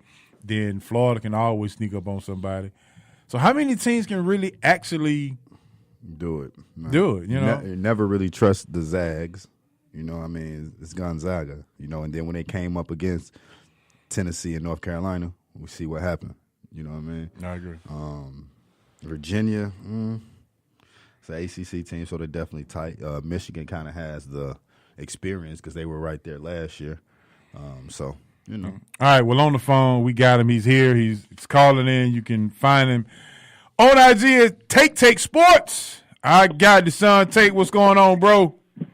What up, dog, man? Just getting the day prepared, man. Saturday afternoon and 12 noon, man. Get ready for some good college basketball games. It's getting more and more exciting, man. We're about to see some of the best college basketball in the next few weeks, man, with a lot of rivalries. Getting ready for rivalry week. Try and say that 3 times fast. A lot of, gonna have Michigan State coming up real soon, Duke, Carolina, a lot of different rivalries and some pretty good conferences, man, Power 5 conferences, so I'm excited. Gotcha. Well, we were just talking about how many teams can actually win the ship this year. How many teams are we confident in that can actually win the ship this year? What's funny about this is that, every year, and I'm pretty sure you guys are going to start hearing it probably within the next week or two, about how there's 12 to 15 teams that can probably, do this thing and cut down the net. There ain't that many teams. There's never that many teams. There's realistically a good 5 or 6 teams that I think can do this thing. In my humble opinion, I really believe that, at first I had Gonzaga in that conversation, obviously, until they lost Killian Tilly. And, that's part of something that they have going against them deep into March, but they have opportunity to make adjustments because they were without him at the beginning of the season, and they're without him now for the remainder of the season. Same thing with, Joshua Langford. Michigan State, I thought they had a good chance to do it potentially until they lost Joshua Langford, so that kind of cut them from the list. But I think realistically between Duke, Virginia, I'm not putting Tennessee. There's no way I'm coming close to even touching Tennessee, dude. I think it's Duke, Virginia, Michigan is in that conversation. Those are my 3 personal. Those are personally my probably my 3 front runners, and there's probably a couple others, but those are probably my strongest 3. I would say as of right now. All right, I definitely can agree with that, especially with that Tennessee perspective.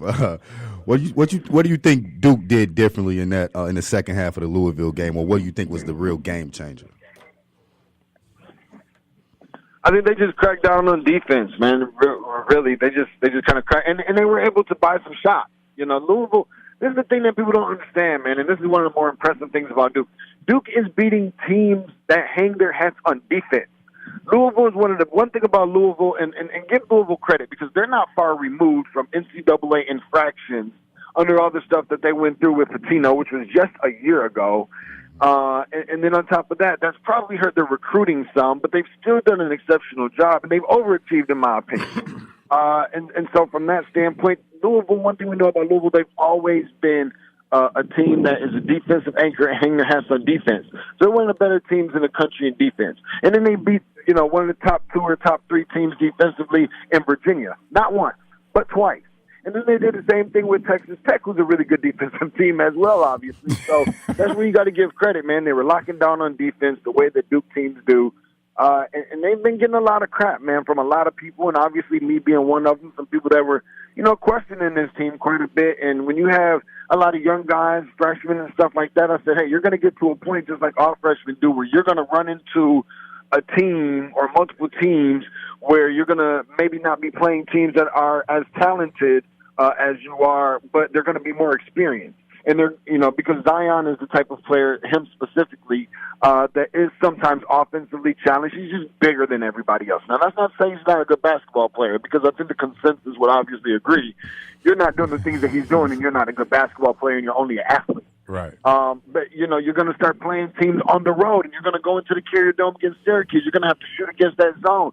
Different things that you like to think that they would struggle with. And even though they did struggle with that against Syracuse a little bit, you're going, you know, there's also times when Duke has overachieved the expectations. At least they have so far for me, and that's obviously why they're the front runners to win the national championship, in my opinion. I got you. Hey, so speaking of Duke and Coach K, I do have to ask you about who's that next coach that's going to ascend to the level of maybe a Jay Wright, Coach K, a Tom Izzo, and things of that nature. Like Bobby Hurley went from Rhode Island, from Buffalo to Rhode Island to Arizona State. Who can be that next coach that can be that guy?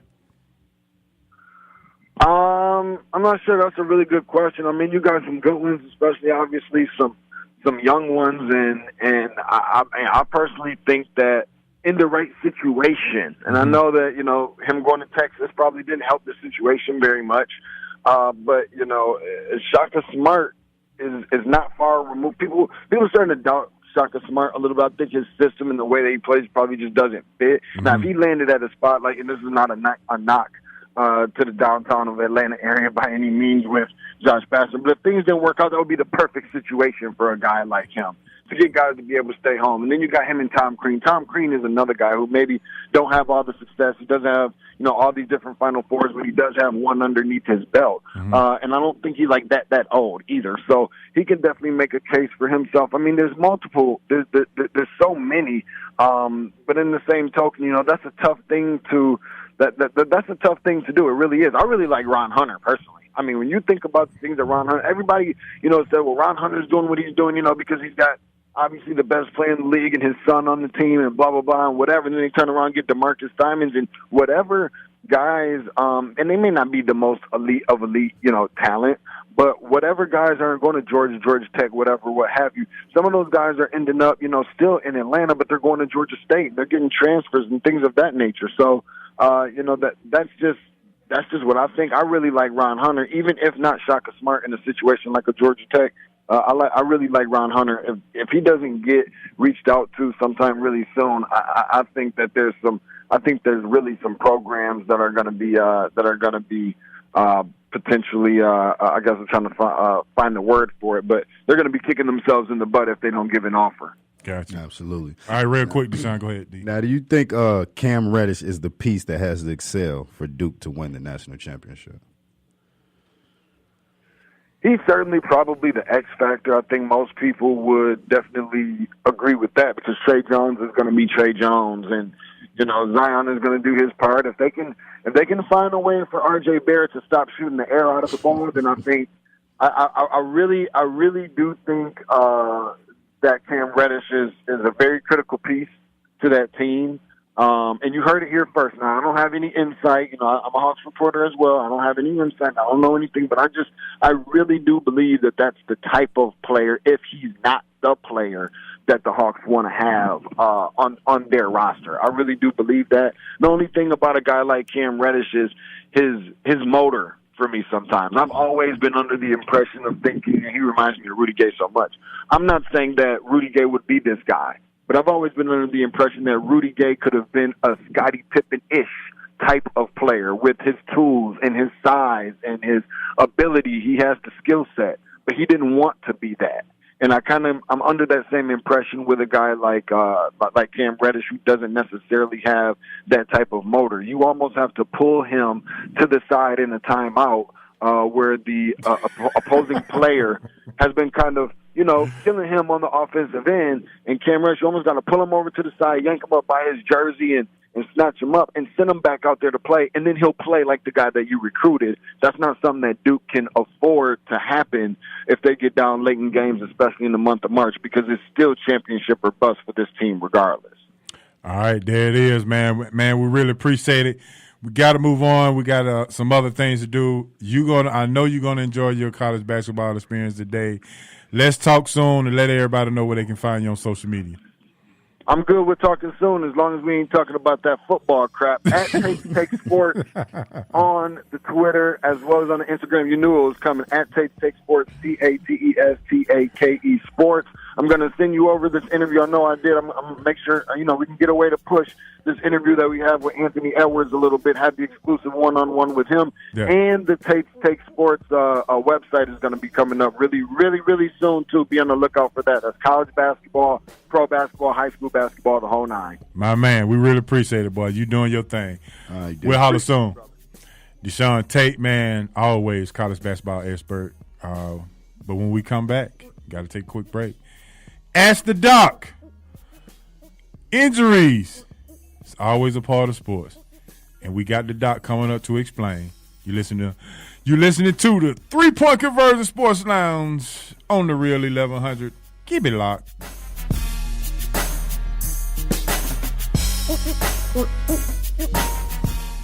Hey, I'm Diana Taurasi from the Phoenix Mercury, and you're listening to the 3-Point Conversion Radio.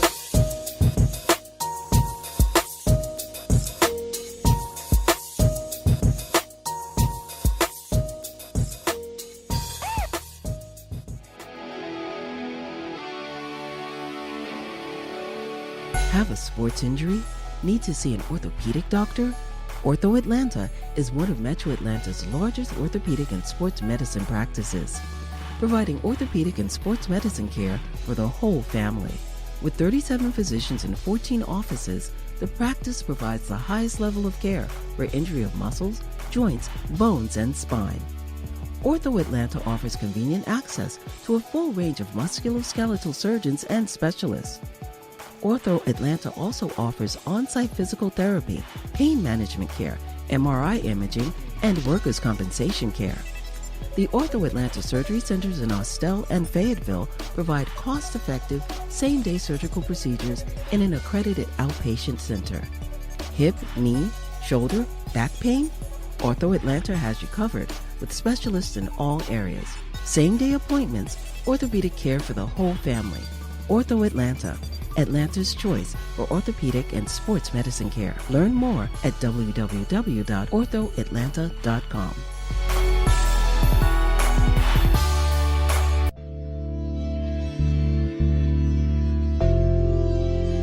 Hey y'all, it's Channel 2's Taisha Fernandez, and you need to listen to the 3-Point Conversion. 3-Point Conversion. 3-Point Conversion. 3-Point Conversion. 3-Point Conversion. 3-Point Conversion.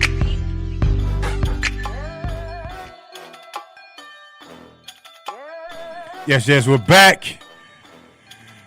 3-Point Conversion Sports Lounge. Thanks for tuning in on Facebook Live. I see you. Hope you're listening to us on iHeartRadio. And, of course, 1100 a.m. in your car as you're driving through. Checking us out. HOD Intellectual G Money. We in the building doing our thing. As on assignment is Raphael, Mr. Controversies in Charlotte. Getting to it. Trying to make him proud. But what's going to make us proud is talking to one of our guys. He's on the phone now. Injuries is a part of sports. As you can hear the commercial, Ortho Atlanta, he's that guy. He's also my guy because he's a dookie. You know I got to say that always. Dr. Donnie Fowler, how you doing, sir? What's up, fellas? Doing well. How you guys doing? Absolutely. Glad to have you on. We was kind of running late because they got into some Duke talk, so I figured you can excuse that. They're talking about the comeback and Cam Reddish and all this other kind of stuff. But talking about another Dookie, Ask the Doc, the segment here, sponsored by Ortho Atlanta. Kyrie Irving sprained knee, and then you got AD has a shoulder contusion. This weekend, how does that affect them going forward playing on Sunday in the All-Star game? Yeah, and I think both are interesting situations. For Kyrie, he sat the last two games kind of going into it, and I feel like there's two sides of the coin. You got the people saying, well, if you weren't healthy enough to play, why would you get out there in the All-Star game? which doesn't mean anything, and risk actually getting yourself hurt if you're not 100%.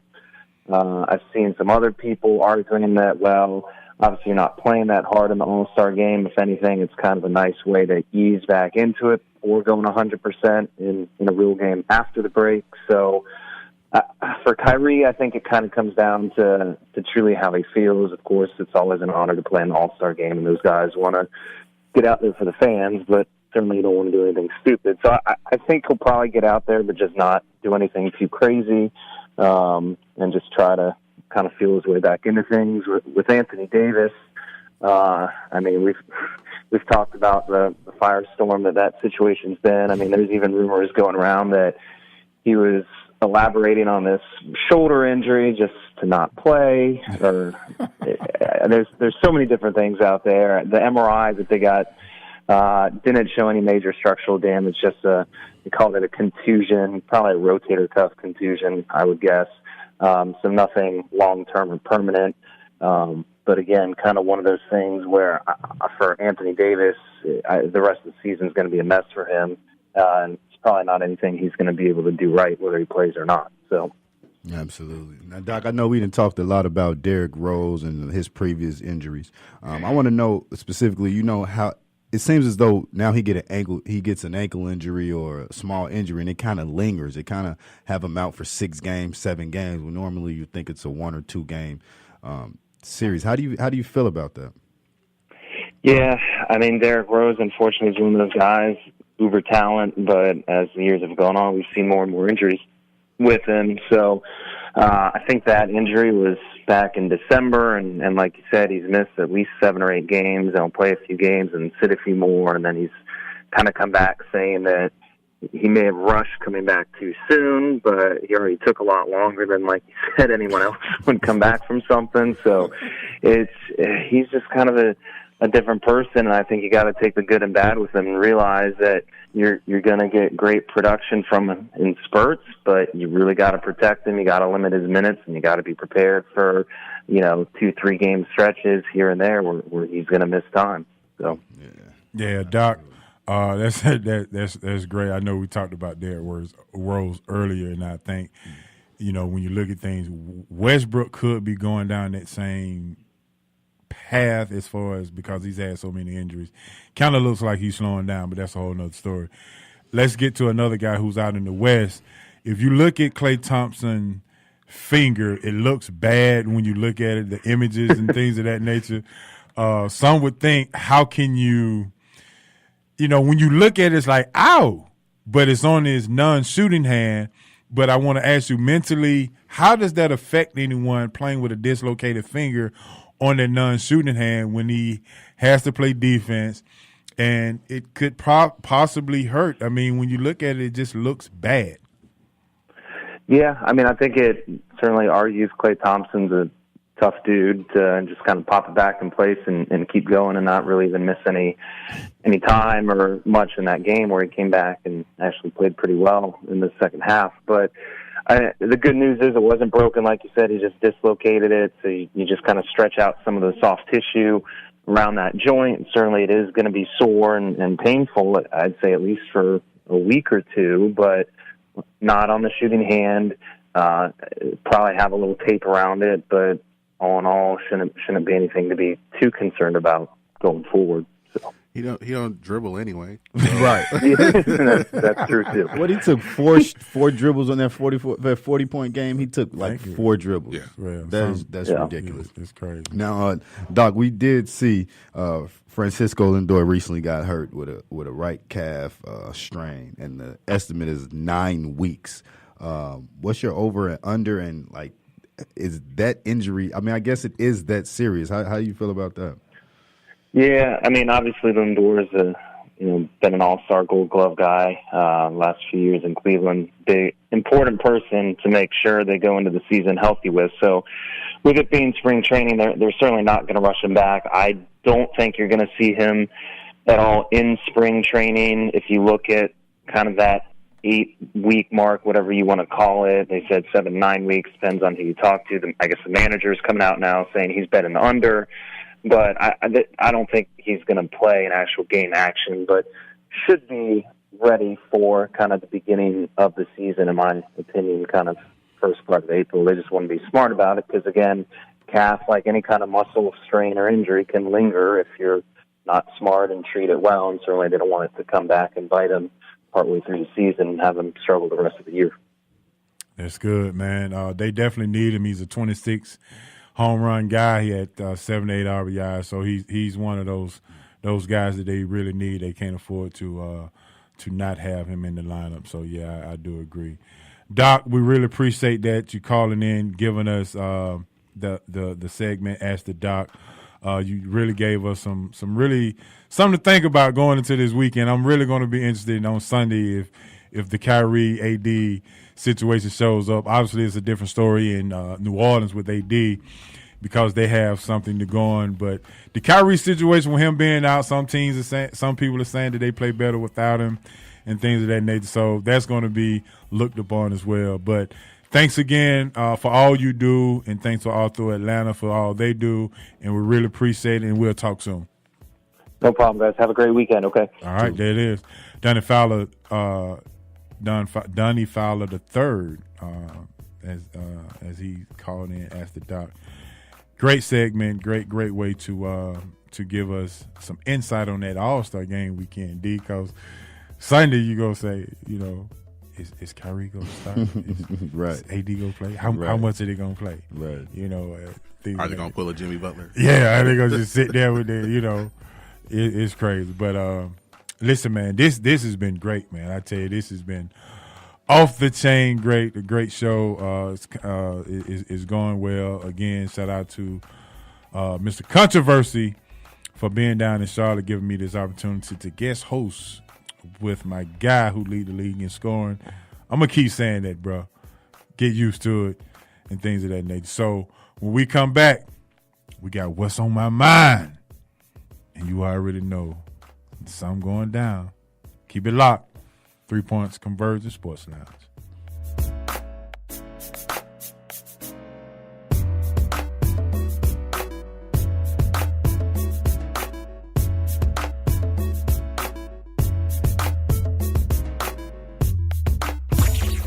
What's good, family? I'm Marlon Sucker Free Jones, a Sucker Free Life double LC, and I'm locked in every Saturday to the best sports show on the planet, the 3 Point Conversion, where no team or no player is off limits. So let's talk sports, the best of the best, the worst of the worst, and everything in between. Can you dig that?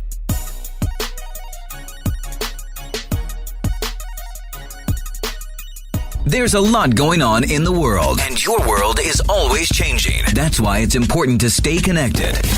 The latest news, the latest entertainment, the newest music. If it's in the air or on the air, it can be in the palm of your hand, wherever you are, with the iHeartRadio app. iHeartRadio. Over 1,500 live radio stations from across the country, and over 15 million songs to create your own custom stations. Text IHR to 45495 to download the app or listen at iHeartRadio.com. Standard text and data rates apply. It's time to get in the mind of Mr. Controversy and the Intellectual with What's on My Mind.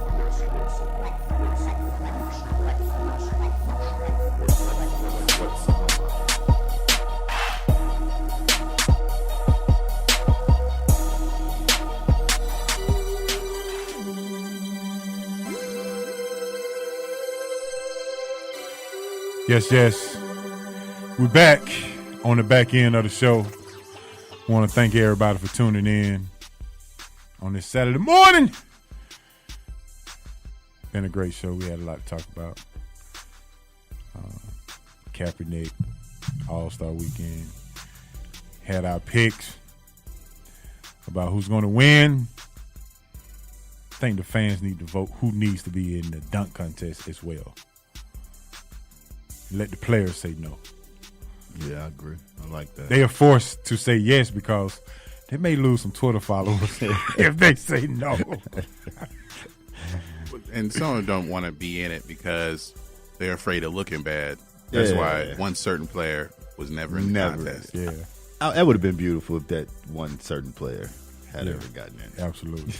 But they got to get more than four people in it, man. I agree. They definitely got to get more than 4 people in it. Well, speaking of that, D, we finna jump into this what's on my mind, and I'm gonna let you have it, bro. This is your thing, leading scorer.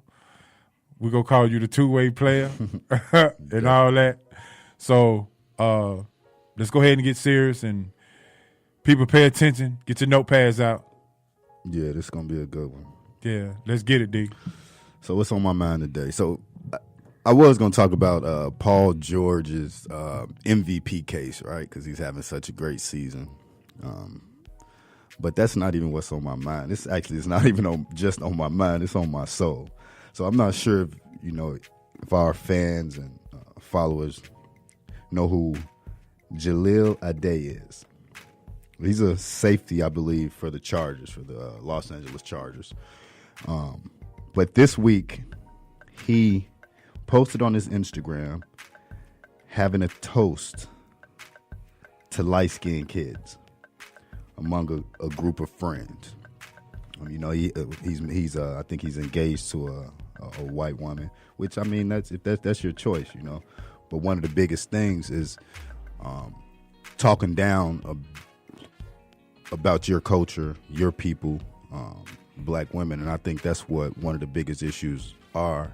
That when someone gets with another race, they start talking down about black women. So this self-hate thing, and I also want to definitely throw Floyd in this self-hate conversation because of the Gucci situation. We all know what happened with Gucci and the blackface that they did, and also Prada. Floyd, if you were going to buy the Gucci, you could have just went in the store, said no comment. But to talk down upon it, that makes it so much worse. Floyd's so rich. I think it's been said a few times. He's so rich that he's broke. So this self-hate is ridiculous. Back to the guy a day. He said the toasting was, again, to light-skinned kids. So if you guys don't know them, his family is actually from Ghana. So he's Ghanaian American. Of course, he's been dragged by Twitter. He has previous tweets where he said, "That's why your skin tone navy black / crunchy black. My roommates both ugly and black as heck." So of course he's getting dragged. Now he's made his page private. He's not answering things. But if you're able to say that, then you're gonna have to take the backlash from everything that you said. Now, looking at his family picture, he has his family, meaning his mother, his brothers, and things. They're a beautiful black family. You would never think that he would say something like that. But the self-hate is real. I can't believe he would say something like I can't even say I can't believe, because what's going on in this world today and what has been going on over the last few years, anything is possible. But to hate yourself that much that you wouldn't want. And he's he's dark skinned. It's not like he's light skinned. So, you know what I mean? He's saying toasting to to more light skinned kids with all his friends, and they laughing about it too. It's not no joking matter, man.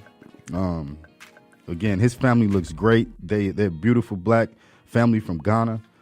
But man, you can't do that, man. You can't hate yourself, your culture, your heritage as much as you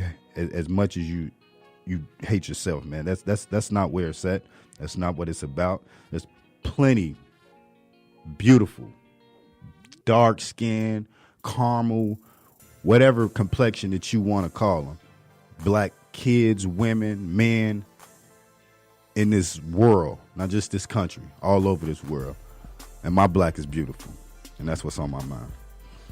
Yes. Awesome. Paper Sack Brown. I think that's one of the mantras as well. Man. But yeah, that's a deep little situation, man. That kind of way of thinking is strong. Yeah. And you trying to figure out why, what happened, you know what I'm saying, what sparked this. I mean, and then it just brings up more questions like, okay, if he's engaged to a white woman, did he like actively seek out just a white woman, or did it just happen that way? So that he can get light-skinned kids. But it's hard to think Exactly. that it's hard to think that it just happened this way. It's like, no, I want light-skinned kids. Right. And like you don't say that out loud, but even if he thought it privately, that is definitely a personal problem. Yeah, and he's not light-skinned. Right. You know what I mean? So that's like the definition of self-hate, man. Yeah, like, I agree. Bro, you need some help, whether it's counseling, psychiatrist, whatever it needs. I agree, bro. man. You need to talk to somebody. Drop squad. Yeah. and again, it's not even towards who you choose to be with, right? Like, be with whoever you want to be with, right? But don't talk down about other black women, children, and things like that. Man. Right. I agree. Respect the culture. Respect the blackness. And what people have to realize is black is the only color that can produce black. You know it. Melanin. We come from one woman. That's it. I mean, just when you think about it, yeah. You know, there's no other ethnic group that can produce them. Yep. Black is the only one that can. Yep. No matter what ethnic group that you get with, it's gonna always come out black.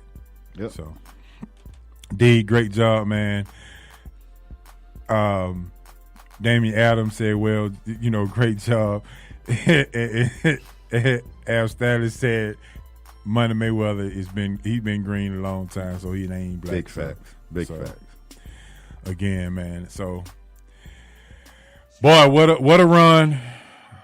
I think it's been we brought some sunshine to the rain, right? to the rain this morning. Definitely. You know, I felt comfortable in the seat. Of course, this is the seat I sit in anyway. Maybe they helped me out. But shout out to Sucker Free for Life for that segment, What's on My Mind. And I want to thank the Intellectual for a great rendition of what he felt about this guy who is self-hating himself. But when you hear the music, you already know about time to get up out of here. And we're about to do our shout-outs. So I want to shout out everybody who listened to the show today. I want to shout out to everybody on Facebook Live on the 3 Point Conversion Sports page. Shout out to everybody on iHeartRadio who listened in their car on 1100 AM. Shout out to D. You did your thing as always. Shout out to G. As always, doing your thing. Shout out to my main man, Mr. Controversy, for allowing me to have this opportunity to come in and guest host. And more importantly, shout out to the big guy above, giving me the ability to get down here safe and everyone to be safe, to listen and to provide this information on this Saturday morning. And we really appreciate it. Yeah, man. Thanks, man, HO, for coming in and helping us out with the show. Mr. Controversy up there getting it in. Yep. All-Star Game, man. Y'all see plenty of that, so definitely tune into our Facebook page to see all the videos, the pictures, and things that we doing. Definitely want to thank all friends, family, fans, everybody that calls in, everybody that tunes in. Bruce, thanks again for calling in and giving us your 2 cents on Ben Wallace. Just thanks, man. Friends and family. Definitely thank G for doing this thing as he does every week. And we appreciate y'all for being here, man. Thanks. Absolutely. All right, G, go ahead, man. I don't have any real shout outs. Shout out to your bed that you're about to go lay in. They normally don't let me talk during this part of the show. Well, since I'm running point today, we're gonna kind of settle up a little bit. But again, next week I would say you have the same crazy host, but actually you will, because he is crazy. Listen, stay tuned again each and every week. The 3 Point Conversion Sports Lounge, 10 o'clock, 12 to 12 each and every Saturday morning. It's great. You just got to jump in and get in where you fit in. Same crazy host, same time next week. You already know.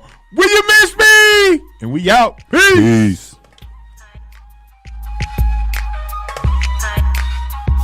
just got done listening to the 3-Point Conversion Sports Lounge. Be sure to follow us on our Instagram, Twitter, and Facebook accounts at the 3-Point Conversion. And also make sure you check out our website, the3pointconversion.com. Be sure to follow us live and listen every Saturday morning at 10 a.m. Eastern.